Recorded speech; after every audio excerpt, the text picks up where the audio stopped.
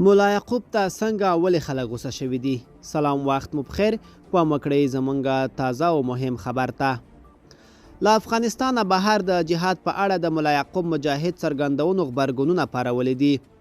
د طالبانو حکومت د ملي دفاع سرپرست وزیر هغو څرګندونو بېلابېل غبرګونونه راپارولي چې خپلو سرتیرو او قمندانانو ته یې ویلي که څوک له افغانستانه بهر د جهاد لپاره ځي جګړه یې جهاد نه بلل کیږي. مولا یعقوب مجاهد 2 ورځې وړاندې خپلو سرتیرو او قمندانانو ته وینا کې چې د طالبانو تر کنټرول لاندې ملي تلویزیون خپاره کړې وویل اوس خو د امیر امر دی، اطاعت واجب، فرض او لازم دی. که څوک له افغانستانه د باندې د جهاد په نیت ځي جهاد نه بلل کیږي. دا رساله تاسې وګورئ کله چې امیر مجاهدین له جنگ څخه بند کړي او بیا هم دی روان وي جنگ دی، دا جنگ دی، جهاد نه دی.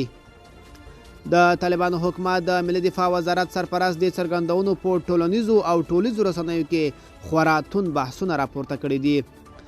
په ملګرو ملتونو کې د افغانستان سرپرست دایمي استازي نصیر احمد فایق د طالبانو حکومت د دفاع وزارت سرپرست په غبرګون کې په خپله ټویټر پاڼه لیکلي هو یوازې د افغانستان د مظلوم او بې دفاع خلکو، نجونو او ښځو، مخکینیو امنیتي ځواکونو، کادرونو، پانګو، طبیعي سرچینو او بالاخره د افغانستان د پرمختګ او ترقۍ پر وړاندې د غیر اسلامي او انساني سیاستونو او د ملي ګټو خلاف کړنې جهاد بلل کیږي.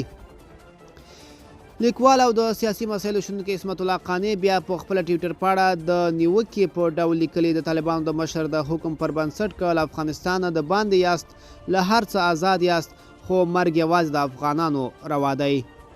د افغانستان د ملي امنیت شورا پخوانی ویان رحمت الله اندړ بیا طالبان تورن کړي چې یوازې د افغانستان د افغانانو په مقابل کې جګړه روا بولي.